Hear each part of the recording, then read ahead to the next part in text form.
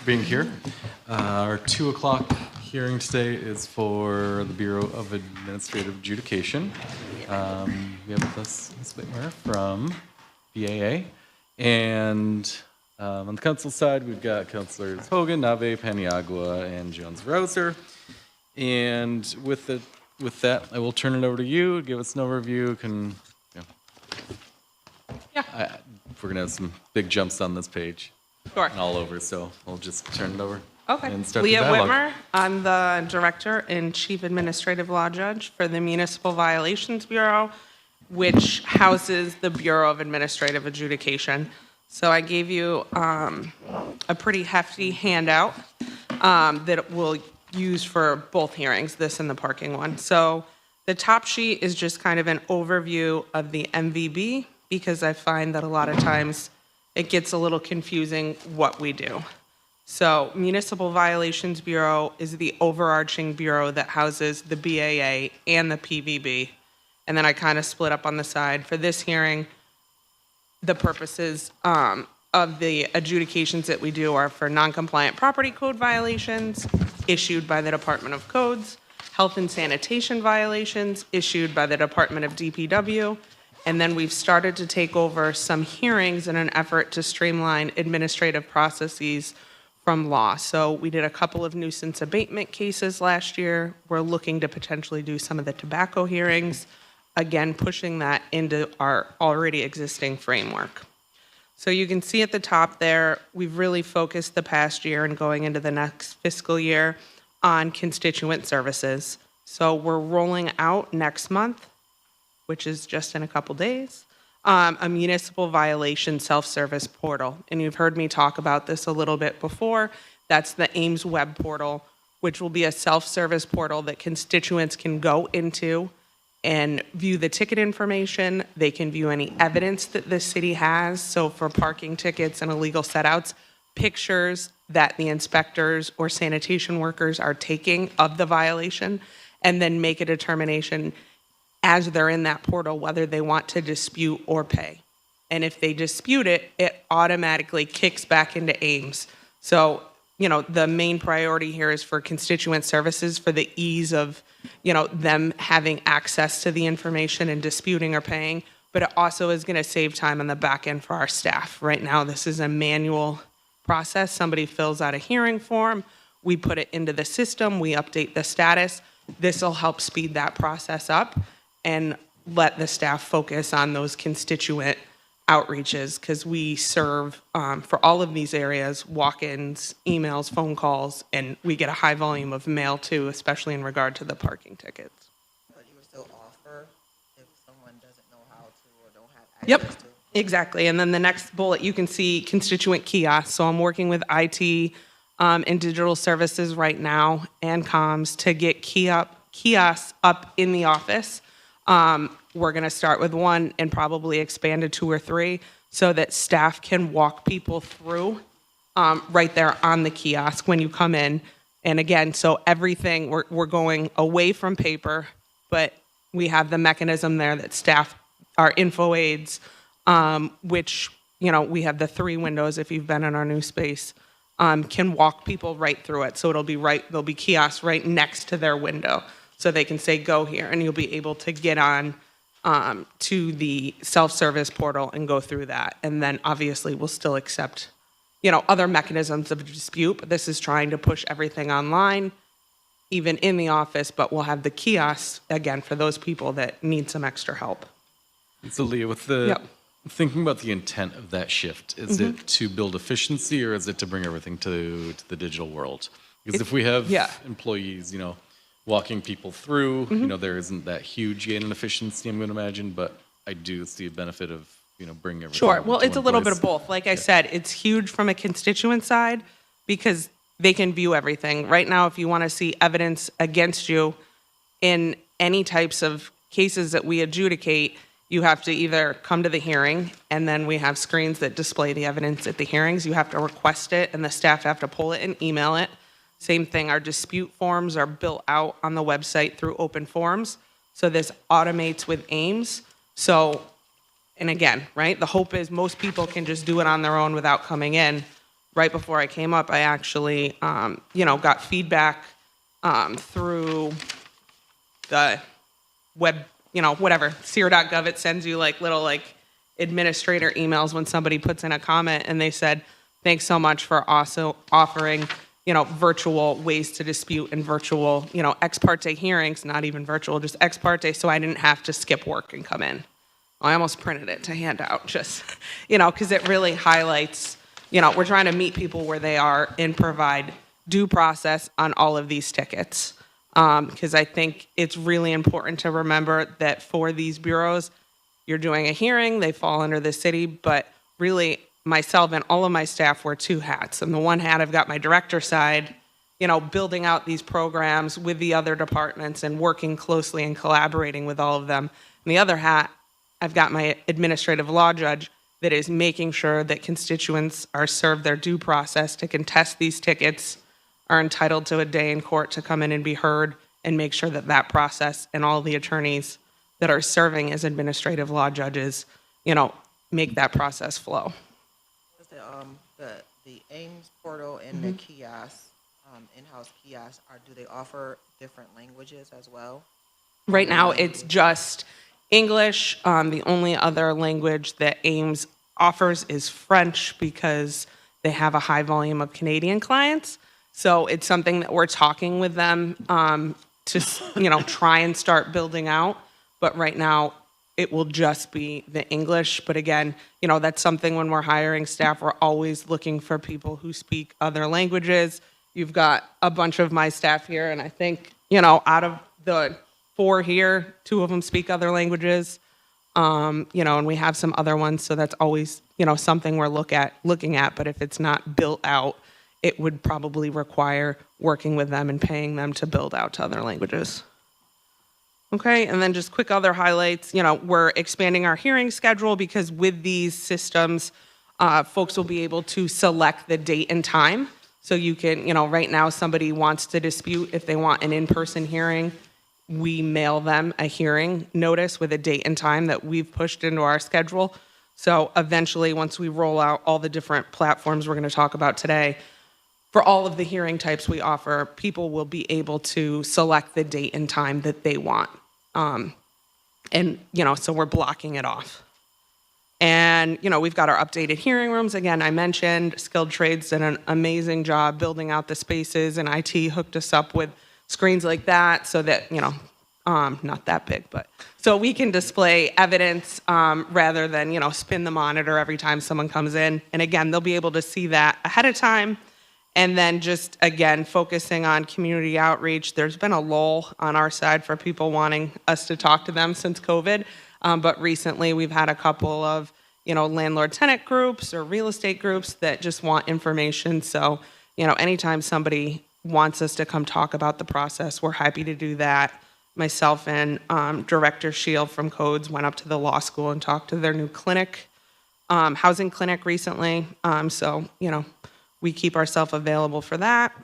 On the revenue increases side, obviously you just passed the legislation which was signed by the state for tax rollover. So I think that will have an enormous impact for the BAA. Was signed by the state? Yes, it just came back. That was quick. That was really quick, yeah.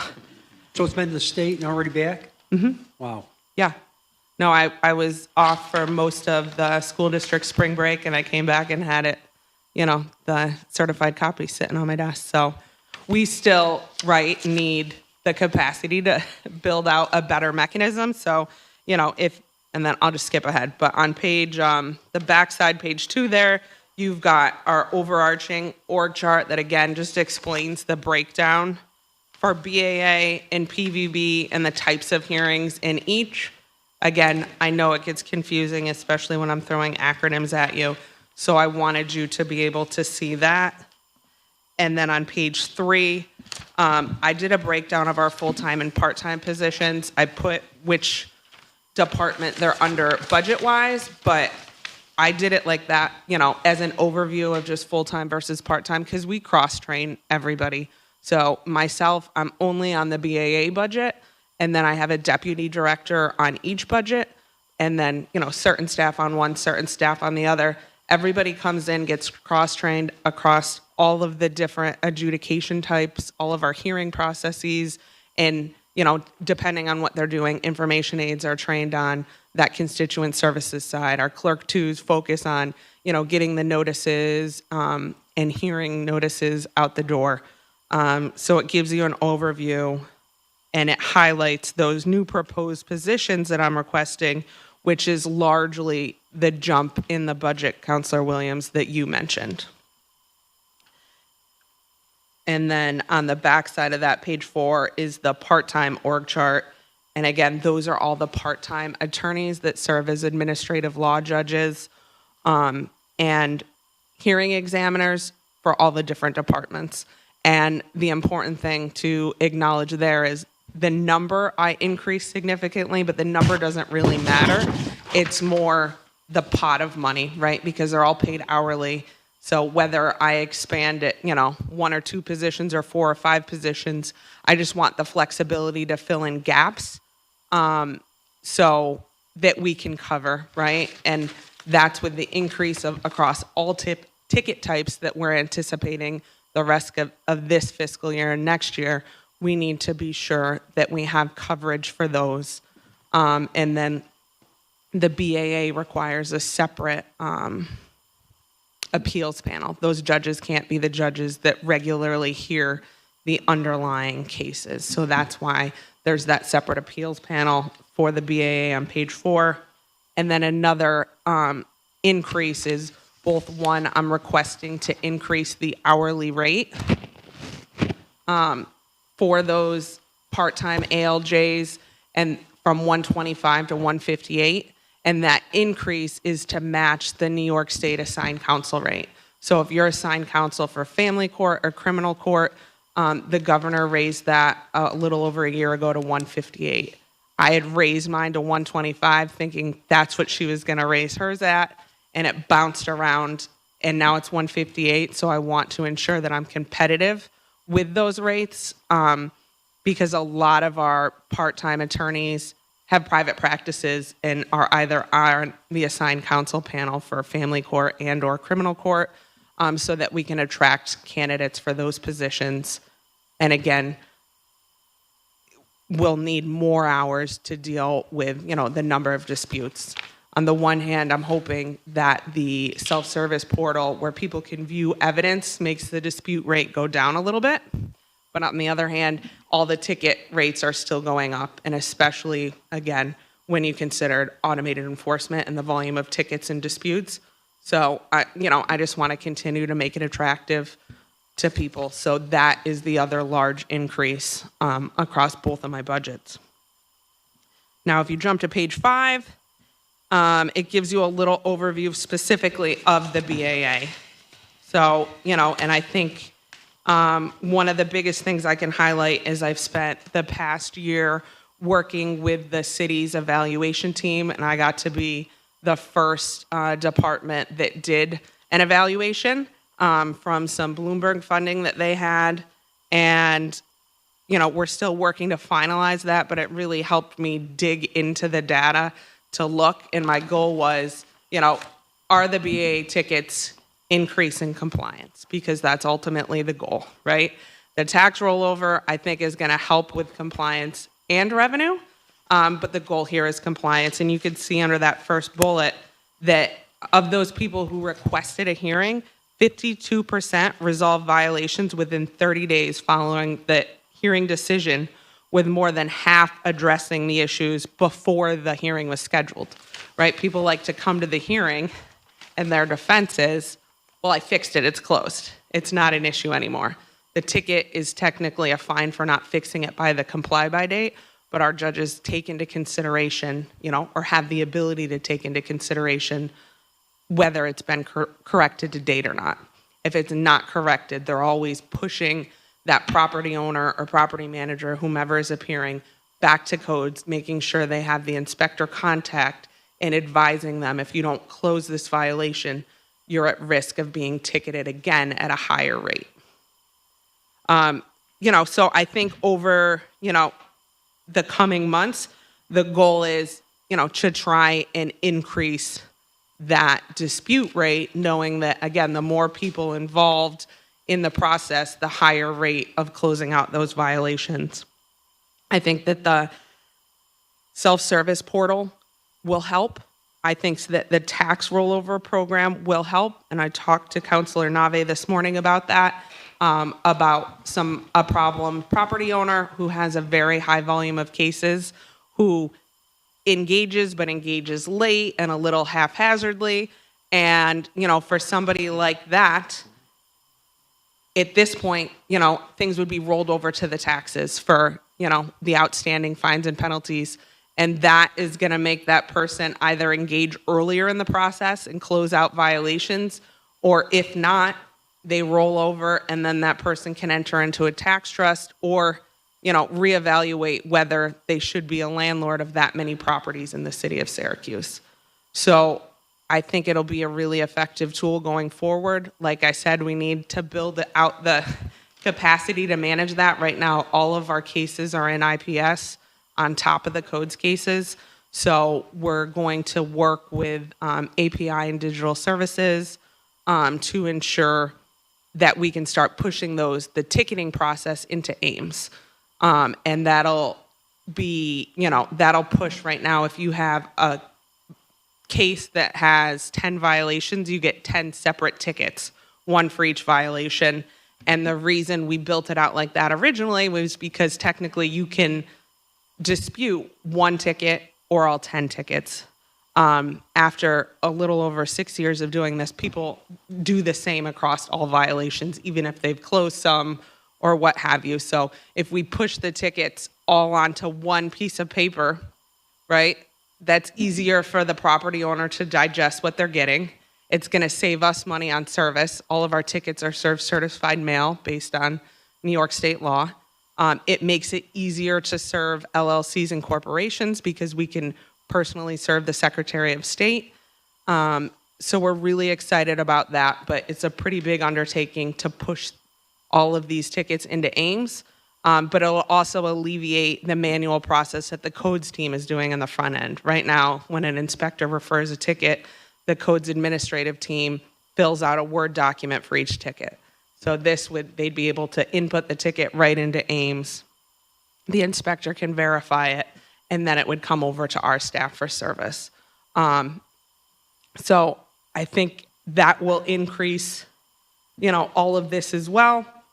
And then, like I said, that's one of the biggest programs and policy refinements that we're working on with codes. But, they just requested an updated training with our team just because they have a lot of new inspectors to make sure that they know the process, why they're referring them, the importance of ensuring that notices are sent, that pictures are captured, because that's their evidence at a hearing.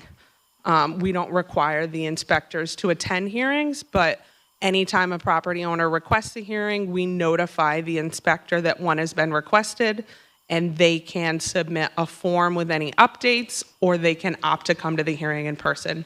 And if the property owner ever comes to a hearing and there are, questions of fact about the case, our judges will adjourn and will have the inspector come to that adjourned date.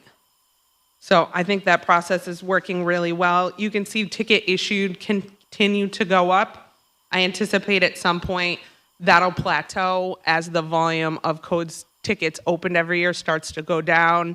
I can tell you that, under their new structure, they're really, the volume of tickets we're receiving has gone up significantly as they're requiring inspectors to work through the backlog of cases that have been open for years. So we're dealing with a high volume, and that'll help, the automated process will help with that as well. And then you can see a breakdown of outcomes. Again, a large percentage default. And I truly believe that a lot of that has to do with the fact that right now we have no teeth on the back end for collections. So once we get the process in place for the rollover, I anticipate that percentage to go down and the percentage of people that request a hearing or that pay right off the bat to go up. And again, those that request a hearing, have a much higher rate of compliance. So I think that's a win-win for us. Procedure. If somebody, when we start rolling them over, will they get a warning saying this is going to be rolled over to your taxes? So the rollover, we're not going to roll over any this year because, right, the cutoff that we're using for illegal setouts, for instance, is April 30th. No, March 31st. Sorry. So I've got my team over here. So it would be next year. Again, we still don't have a mechanism in place, to be able to easily access that. So we're starting it fresh. There's not going to be any Next fiscal year. What are you talking about next? What are you talking The tax rollover happens in May of every year annually. Right, So so- anything, we just had the legislation signed off by the state. So we're not doing anything retroactively. It would be anything going forward. And then, we've been so busy with Ames Web and automated enforcement that we haven't sat down to make a plan. Like I said, we're working with API and digital services now on those two huge projects. And then I'm hoping, Ames Web, like I said, will be rolled out in May. Automated enforcement, the biggest hurdle is right now, and then it's going to continue over the next, 4 or 5 months. So I'm hoping that once we get Ames Web out the door, that the team I've been working with from API and digital services on Ames Web can start to help us evaluate how to shift the BAA tickets into Ames so that it's easier to manage. This will be the first year where we've done a tax rollover for illegal setouts that all of the tickets were issued in Ames. Last year we had half of them were manually done, those before November of 23 were in an Excel spreadsheet or multiple Excel spreadsheets from us in the payment center, and then half were in Ames. This year, it's all in Ames, and Deputy Director Lee Terry over here and his team of clerks are scrubbing all of that data to make sure that everybody got the notices, because, we're still working through that module in Ames, and then we'll provide the information to the payment center so they can pull what will be eligible for rollover. So my hope is if we push the BAA into Ames, we'll have all of that information. So, a long-winded way of saying once they are eligible to be rolled over, which means they've got a BAA ticket, they had 30 days to plea, they didn't plea, a default decision and order was also mailed and served on them. So ticket served, order served, and then if they don't respond 30 days after that, right now we don't have another notice going out. But again, as we're building this out in Ames, it's very easy to generate notices so that, we're exploring the ability to add another notice saying, That was one of our requirements when we adopted that. Was yeah, to, the extra notice. Yeah. So I'm saying once we start it, we would build that notice out in Ames, and they just get auto-generated. Right now, our staff, they send out all of the parking notices every morning. So your 3 rounds of parking notices, you get the 2 rounds of illegal set-out notices. So we're trying to automate that. So you get a notice saying, this, your time to contest has expired. This will be rolled over onto the taxes coming, whatever the next tax rollover period is. So probably May of 2026. It would be annually of May, yeah. Okay. So May 26 would be the first time we can roll anything over for BAA. But we'll be updating that language in all of our notices before we, start. Even though we have the signed legislation, we're not ready quite yet to start keeping track of those.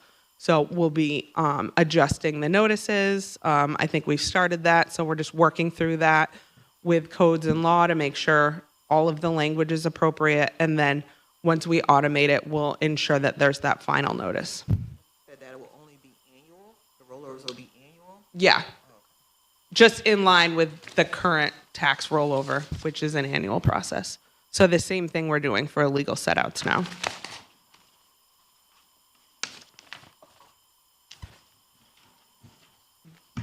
Does anybody have any other BAA questions before I move on to illegal setouts?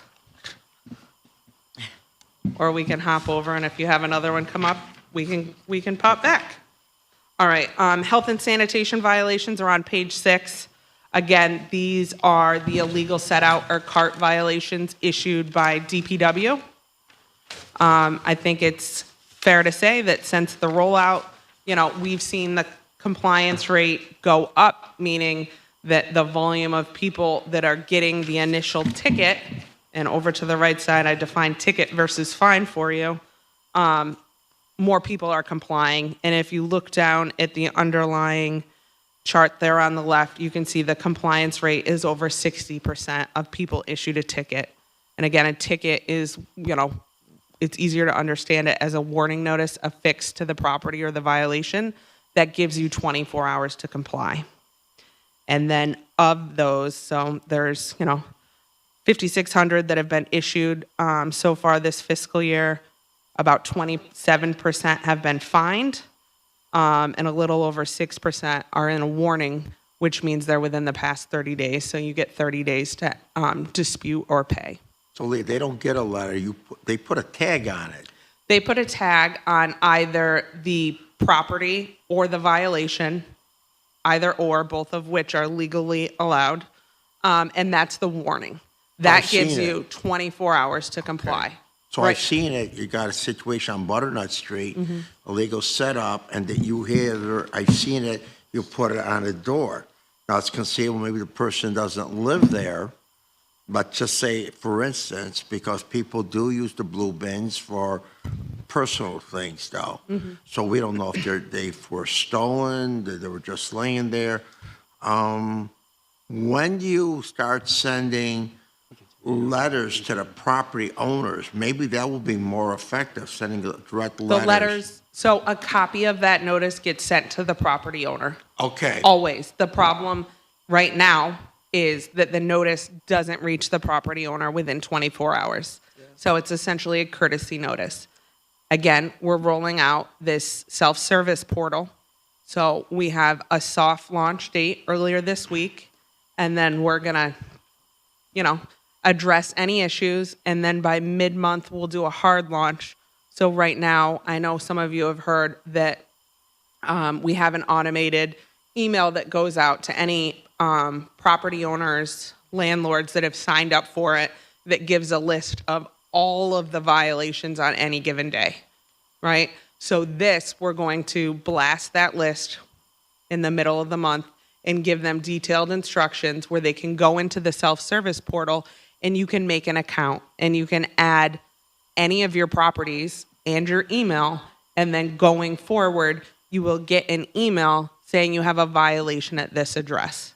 And I tested it last weekend with the digital services team. That's besides posting. That's besides On posting. print. So when, the DPW crews are out there fixing it to the property, let's say every 15 minutes, the batch emails are going to run. So we haven't figured out a time, right? It's playing with the system, but I'll call it 15 minutes. An email goes out to anybody that's gotten a new violation. So, and then we'll still send the courtesy copy in the mail to the owner. Again, they're not gonna get that within 24 hours, but they'll get the email, that same day in real time that there is a violation. And then they will be able to go in to their account, view that ticket, and see all the pictures, right? Okay. So there's So- always, initially at the time that DPW issues a ticket, they take multiple pictures of the violation. And then if it's not corrected within the 24 hours, when the environmental services crew goes to pick it up, they take a before and after picture. So all of those pictures will be in there. And I think that, again, is gonna generate more compliance. It's gonna generate fewer disputes because people can see what is happening. And even if it's a landlord, you can see what's going on. And then it would be the landlord's responsibility to deal with that with their So tenant. if they wanted to dispute, they could use the same system, like write you back. Right there, they'd be able to go in and dispute.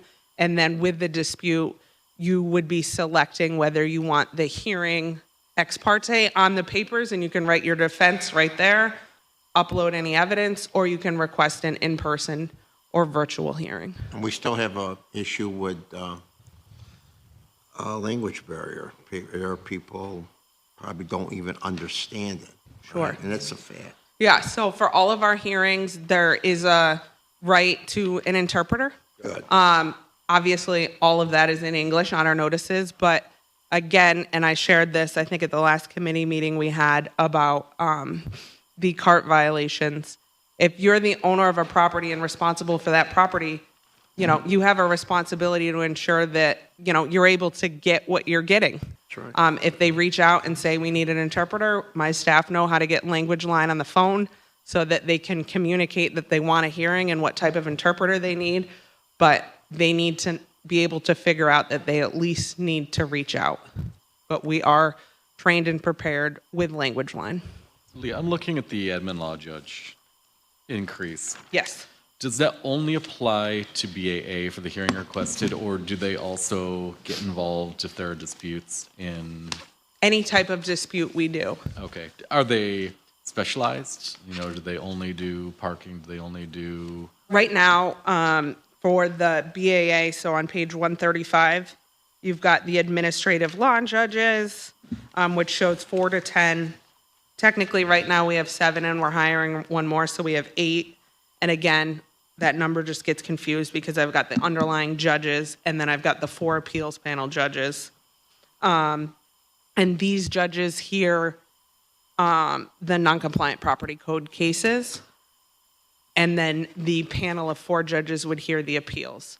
For illegal setouts, we've folded that up into BAA, but the legal requirements for the hearings are a little different. So again, the same pot of judges doing the initial hearings, but all of those judges can pull up onto the appeal panel, similar as we do it for parking. In May is going to be the first time we're doing it. We have, because we have so many. So, and myself, Deputy Director Terry, and Deputy Director Rui, we're also administrative law judges. That's part of our title. So we also do hearings. Lee did BAA hearings this morning. Ishrat has a weekly calendar of hearings. Right now, they both rotate Wednesday parking hearings. And then I have a separate group of hearing examiners that do parking going forward, again, based on the potential for high volumes with automated enforcement. I've been talking with budget about the ability to cross-train those people as well, because we all do it. And once you learn the law, you know, they're not overly complicated to jump from one to the other. But again, the number doesn't matter as much as the, you know, pot of money. So on page 135, you see that right now I'm at 150 for temporary services, and then it jumps up to 380. I'm actually okay if that number is just a flat 300,000. I think there was a typo on my end when I submitted it. So both budgets are at 150 now. I'm asking both to go up to 300, knowing that, one, I want to increase the hourly rate, again, to be competitive with the state assigned counsel. And then 2, we have the potential for a higher volume. Like any other year, I'm not going to utilize those hourly rates unless we have the work. Right now, on the parking side, we are almost completely caught up, and all adjudications are coming in and going out within 30 days. So there are days when my parking judges, you know, who usually work a full 7 hours, leave early because they're done with live hearings and there's no more ex partes to go through. So it's always with the understanding of even those people that do all day Monday, if there's no more ex partes to go through and no more walk-ins, you know, we're not just going to have you sit there. Is it hour for hour? We're there for 1 hour, we get paid for 1 hour. We're there for 1 hour, we get paid for 4 hours. How does Yeah, it it's all- hour for hour, and then once they're over however many hours, they have to take the unpaid lunch break. Usually right now, the mornings are when we calendar hearings. Again, when we go to the mechanism where you can pick your date and time, we're going to rotate so that you've got, live hearings and then some extra time with ex partes so that we can keep up with that backlog. Not backlog, but that, the stack of those. In the increase is based upon this table? Or how Well, that did you would be- come up with your number? So that table is just specifically for automated enforcement. Right. For, again, under the BAA budget, I came up with that number, one, based on the increase in the hourly rate from 125 to 158. And then two, if you flip back to page 134, you can see that both in that middle section, the adjudication of tickets, I anticipate an increase in the number of hearings for both BAA and the number to go down slightly for health and sanitation, but we are going to start offering in-person hearings for health and sanitation, whereas up until this point, they have been all ex parte only, but we have a pretty high volume of people that have requested in-person hearings for those. They're more akin to parking, which are a much quicker hearing than a BAA. Usually it's just the one violation where BAA, like I mentioned, you could have 10 to 20 violations that you're going through, and the underlying law is a little bit more complex. So even though I have that number going down, at the time I calculated it, also we weren't ticketing carts. So it's both the increase in hearings, expanding hearings, in-person hearings across the board for everything, and that hourly rate is how I got to that number. I think one of the challenges we have with the automated enforcement is we don't really know. And, Sure. When I look at your table here and I take the low estimate, school bus arms expecting $19,170 per year. If you multiply that by a $250 fine, you get up to 4.8. $50 times 151,457. We're at 7.5 million.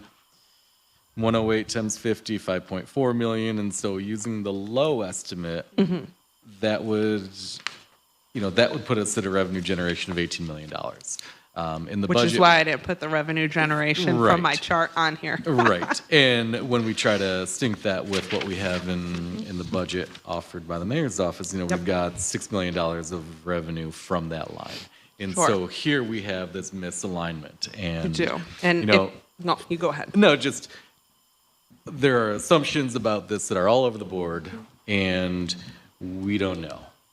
We don't know. I will say that my team and I have spent a lot of time crunching the numbers based on those low, medium, and high are all numbers that we got from GenOptic, the company. We have compared and contrasted those with other municipalities. We have spoken to Albany, Yonkers, Buffalo. I went last month to the New York State Parking, Transportation, and Association Spring Lunch and Learn and spoke on a panel there and talked to multiple universities and municipalities there. And nothing is apples to apples, right? I don't know. I know that the volume of tickets this first year is going to be high. And I think higher than was projected in the budget, right? Again, we're on BAA right now, but if you flip to parking, my projections are actually higher than what made it in the actual budget, right? Because, and who knows? I don't know. But I know there's going to be thousands of tickets. And I know, especially initially, there are going to be high dispute rates because it's a new thing. And, when I talked to Yonkers as recently as last week, they have the school bus stop arm program. They've had it for a year and a half, right? They rolled it out in October of 2023. And it's Yonkers, so it's different. They have double the number of buses that we have, but they still have high rates of tickets and incredibly high dispute rates. Their director of their PVB told Lee and I on the phone that, well, everybody disputes. When we were like, what's your dispute rate? Everybody. Well, what's their defense? Well, they don't have a defense. They come in and say, I saw the video, I know I'm wrong, but the fine amount is too high. The fine amount is set by the state, so there's no adjusting it. So it's really ensuring that people are allowed to be heard, they're allowed to be angry, but, they violated the underlying law, and explaining that and hoping that that changes behavior.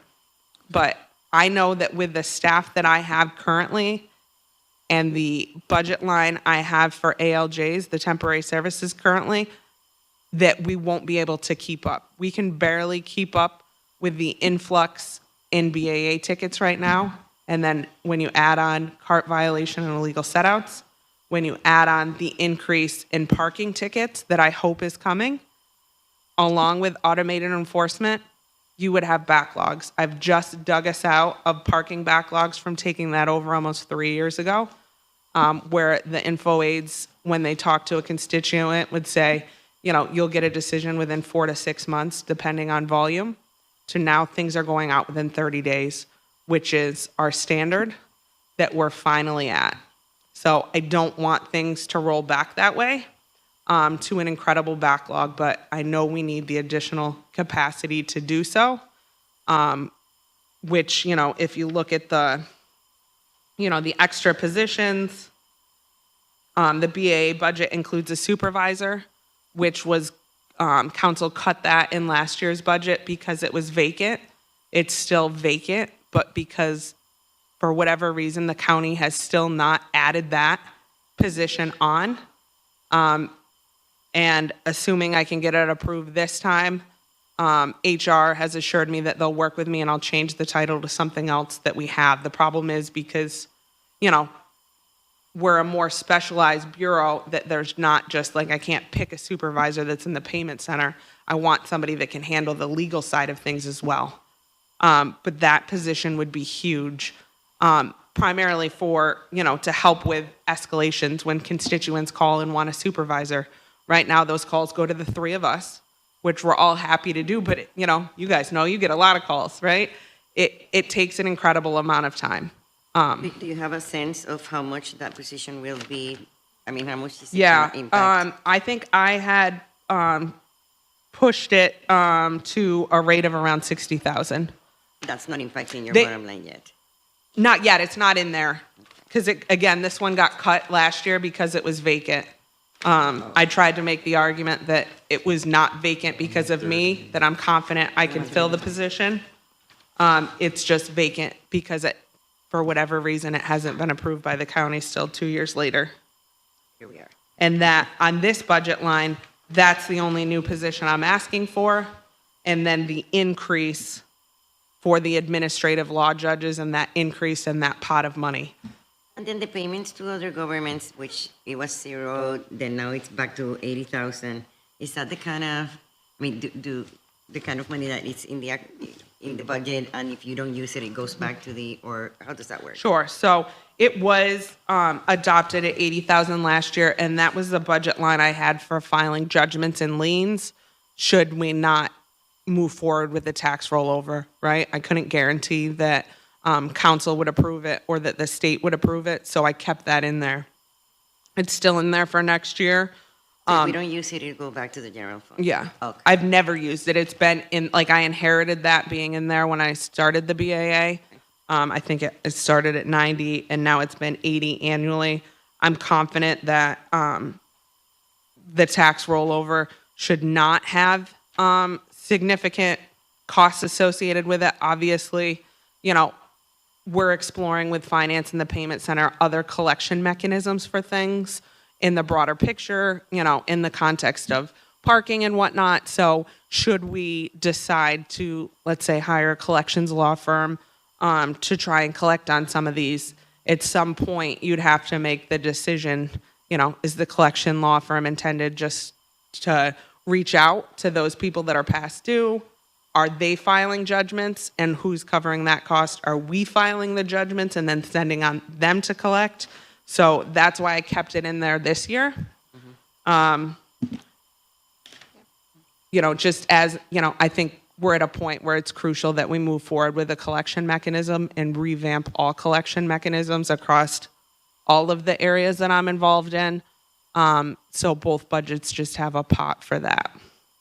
Just so I'm clear. Yeah. None of the administrative law judges are on staff. They are Temporary. temporary, yeah, they're hourly.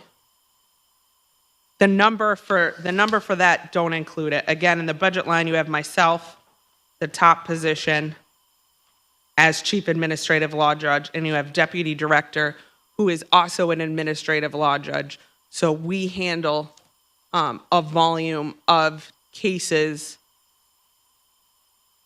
that, that capacity allows for. Right now, I have not done any recent hearings unless somebody needs coverage because I'm spending all day on automated enforcement and Ames Web and, parking and different administrative issues. Okay, It's my- so you yourself, Yeah. so I'm clear. If you are also acting as a law judge, Yep. then you are also No, being paid the, no, we have okay. salaries. okay, so that's what I'm trying to get. Oh, yeah. These people, like, I'm just trying to figure out, do they come in every day? It changes. So I have the part-time overview for you on my handout on page 4. So if you look at that, right, that's the org chart. So they all technically report to me. And then if you look at the BAA there on the left, you can see I have one, just on paper, I call a supervising administrative law judge included in this temporary services. Everybody's paid the same rate, but he comes in, whenever he has hearings or he'll work through. Right now, he's doing primarily all the illegal set out ex partes, and then when he has scheduled hearings. And then if you go under BAA hearings, that 2, 3, 4, right now we just have 2 of those filled, and I'm hiring for the 4th. And again, one of them has hearings every Wednesday afternoon. So we just it's based on their availability versus on the parking side, right? If you look at parking, the supervising hearing examiner would be John Black, who I have all days, Monday and Thursdays. And then I have other hearing examiners Tuesday and Friday who are here all day. And then right now, I have another one that comes in and just does ex partes. He's a criminal defense attorney with a high trial caseload. So I don't put him on a hearing schedule, but he'll come in and help with ex partes when he has a free hour or two. And then, like I mentioned, Lee and Ishra rotate and cover Wednesday morning hearings.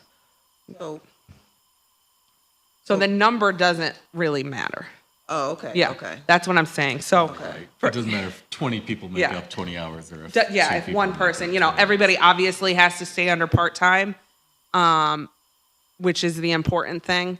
And I don't utilize it. If we can do the hearings, then we do the hearings, right?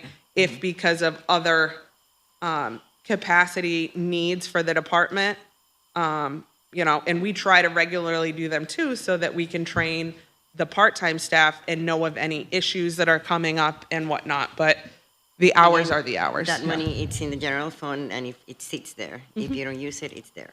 Yeah, like this year, I think that it's projected I'll use that whole 150. Again, that was me kind of estimating last year what the volume would be like for the health and sanitation, right? Because that's a new area that we're getting into. It's not something we've done for several years. And then with the cart violations starting and then being paused, it's hard to gauge what that'll look like. But I know that the volume of tickets that codes is issuing continues to go up, which means, more people will dispute because there's more tickets. And then I think the only other increases I have here on the budget is the operating supplies and expenses line, and that is for our Toshiba contract, and that contract is for both departments. So we have 2 devices. Again, when I absorbed PVB, I already had the BAA one, so it was easier to add a second device, so some of my things just crossover. So we do all of the notice mailings for, the BAA tickets. We serve those and mail everything. Illegal setouts, we're mailing those 2 notices that we talked about. Parking, we're mailing 3 to 4 notices on any ticket that there's no response, as well as decisions. And then automated enforcement, the bulk of those mailings will be done by Genoptic. But again, when we get to the point of decisions, collections, appeals, all of that process comes in-house. So that is why I increased that, just to ensure that we can cover any additional mailings that we see for the next year. So I think, the projections had the increase at like 52%. I think actually when you take out that 80,000 in the temporary service time line, it goes, under 40%, which is still a significant increase. But I'm also pretty confident that the revenue generated from the BAA will go up. Again, I know the revenue is going into the general fund and not, coming into my department directly. But, my goal since we started this has always been to be a self-sustaining department. And again, it's not about the revenue, but, that's what makes us go. I was wondering if Yeah. just this, I'm sorry, who's somebody else? Your Municipal Violations Bureau, I just wanted to make sure I got this right. On the top, it says low school bus stop arm. Can you go all the way to, at the end, like it says 106? That's for the automated enforcement. So No, I'm just saying, there's 106 violations these are projections. a day? Yes. It's appalling. Yeah. I mean, And we I can, we lose can, faith in my fellow man. I can't believe 106 people, you're projecting 106 people are going to violate the school bus arm. And I guess that's based On a daily on basis. other cities and all that, right? Jeez, Mm-hmm. yeah, wow. on the low end. Wow, that's amazing. So, Counselor, the estimates in the budget on page I know, it's like whatever two are lower than that. Lower. I think this is And a I think they sales took, pitch. I think these are based on Genoptic numbers, right? But again, we What is have spoken. Genoptic? What's Genoptic Genoptic? is It's the the company. company Oh, that Mr. gets a Janoptic. percentage of the revenue based on the revenue sharing agreement, Based right? upon page 6, the bus arm violations is somewhere in the 6,500. But we're depending on, obviously, a large number. It's for a large money. number. I can, I don't have specifics over the first week, and it's generally going to take us about 3 to 4 weeks to scrub the data and for Genoptic to review, and then for our team, SPD, to review before, and then warning notices will start going out, and before we have numbers that I'd be comfortable sharing. But I can tell you that the daily rate right now is hundreds a day, because you have to remember there's over 200 buses. Each bus does multiple runs to multiple schools in the morning, afternoon, and for after school. And each run includes, 10 to 30 stops for kids to get on and off. And I think generally the rules, until you get a ticket and understand them, are confusing, right? If it's a divided highway with two lanes, and a median in the middle, you have to stop if you're in the other lane. Same thing, if it's a turning lane in the middle, Not if you're in a different medium, if it's a grass median, you still have to stop. or a concrete like on East Genesee. Yeah, some of them I think we'll have Because to I see. saw an incident, because Right? There's the law, and then how we're interpreting the law. I know during this warning period, just like it's warning motorists, you're getting a notice, so hopefully you learn and correct your behavior. The Genoptic side, right? Their team is learning as well, so they will geofence certain areas. Like I live in Meadowbrook, so I've said like, hey, well, technically you've got Nottingham and Jawonio, which are both schools with school zones with a lot of buses, but like no kid can get across the brook, right? kids can't go across, even the medium. We're gonna do, the kids gonna cross the metal medium? all Yeah, the well, way that to- so that you the know? system will learn that, and then they can geofence it so that there aren't tickets, right? But people are gonna go the horn and drive. get Yeah, going. but I'm They're saying not- it's a much higher rate than Okay. you would expect. All right, and then there are also school buses, I don't wanna get off the topic, I've seen, they have no stop arms, they have nothing, I've seen a few. So all of the Syracuse City School District, which is first student, they all have the stop arms, all have the flashing lights, all have the cameras. And then we added, although not legally required, magnets on the back that say caution, camera enforced. Okay, because And I've they're seen a white few that magnets are with not red ci- writing. I've seen a few that are not city. Yeah, so this is only the city. I know the county is exploring similar program for different districts, but this is just the city of Syracuse. The Yeah. first student They has do- the bus contract for all 200 plus I see them buses. in my district. Yeah. But I know we're running up on time. On the BAA side, illegal setouts, anything else I can clarify? I guess I'm more concerned about the kiosks and the automated system and it not having more options for languages. If that is definitely That's what I'm something saying. that can be Yeah, I explored, mean, we because- brought it up with the company, I think, and it would be, do we want to pay for them to build it out in other languages? Right now, they just have the French. Again, right now, our papers, if somebody comes in, we give them a paper dispute form, we just have that in English. We can, and we do get language line on the phone to explain, or a lot of times, people will have somebody on the phone, Yeah, or. that's my concern, because like, Yeah.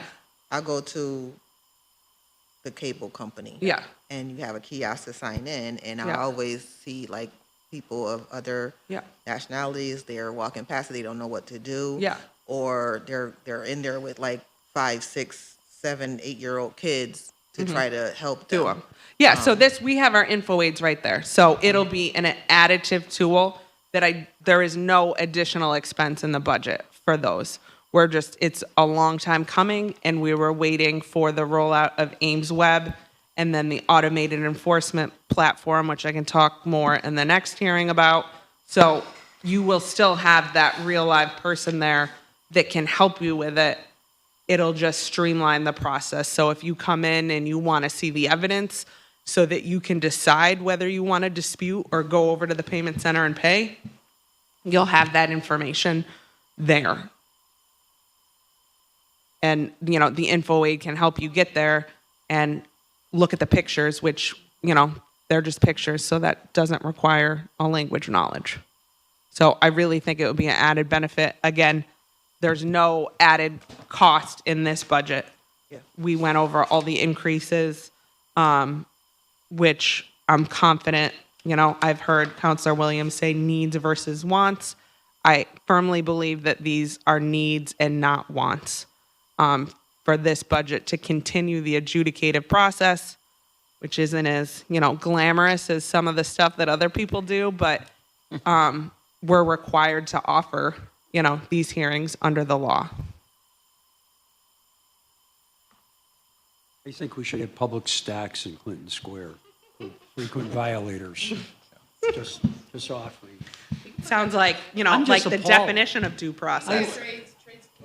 I mean, I used to work, I worked in the school system, and we used to be outside to get the kids off the bus, and I'm just appalled by it. Yeah, I have 3 kids that get on the bus every morning. So, Amazing. coming down a hill where people speed anyway, so I see it regularly. All right, so with that, I'll entertain a motion to adjourn. So moved. And second. And in 1 minute, we can get back going. Great.